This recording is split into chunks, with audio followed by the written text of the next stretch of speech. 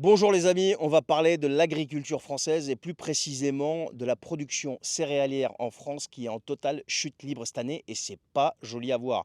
Mais avant, s'il vous plaît les amis, si vous n'êtes pas encore abonné, abonnez-vous, commentez, likez, partagez. Et si vous êtes sur YouTube, comme d'habitude, abonnez-vous à la chaîne et abonnez-vous également à Charbactu qui est ma chaîne secondaire.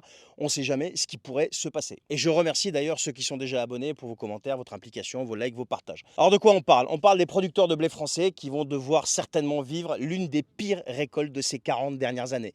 Et pour vous parler de ça, je m'appuie sur Statista comme d'habitude, c'est toujours sourcé, pour pouvoir apporter des éléments précis. Donc il y a des causes à ça, un hiver et un été a priori trop humide. Et la France, qui est habituellement le deuxième plus gros producteur de blé tendre en Europe, devrait voir sa production baisser de 10 millions de tonnes par rapport à l'année dernière, mais c'est juste énorme. Alors bien sûr, il y a les syndicats agricoles qui sont déjà montés au créneau, ils ont demandé au gouvernement d'intervenir en urgence pour aider, soutenir, cette fois-ci comme il faut, les agriculteurs qui vont vraiment prendre un sacré coup sur la tête à cause de ces mauvaises récoltes. Alors ce qui est particulièrement touché, c'est le blé tendre, avec une diminution prévue de 25%, ce qui est énorme. Et ça va mettre vraiment beaucoup de producteurs dans une situation totalement difficile.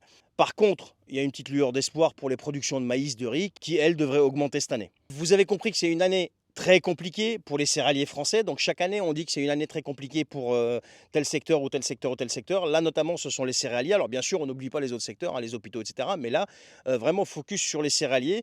Ils ont vraiment besoin d'un vrai coup de pouce du gouvernement et pas d'une signature, d'une espèce de papier, là, un torchon sur un ballot de paille, un monsieur Gabi. Et si on ne les soutient pas, ces gens-là, c'est tout simplement la disparition petit à petit de l'agriculture française. Et d'ailleurs, dans une autre vidéo, je vais vous parler du nombre de fermes qui ont disparu sur, je crois que c'est les 10 dernières années. C'est juste énorme. Voilà, donc la question demeure, que fait réellement le gouvernement? Pas que fait le gouvernement, que fait réellement le gouvernement? Alors celui-ci et tous ceux qui ont précédé et ceux qui vont arriver. Est-ce que vous voulez vraiment sauver cette agriculture ou alors vous voulez la laisser sous perfusion et la laisser mourir tranquillement? C'est une question à laquelle il faut une fois pour toutes répondre. Il faut une fois pour toutes répondre. Il faut sauver ces gens-là.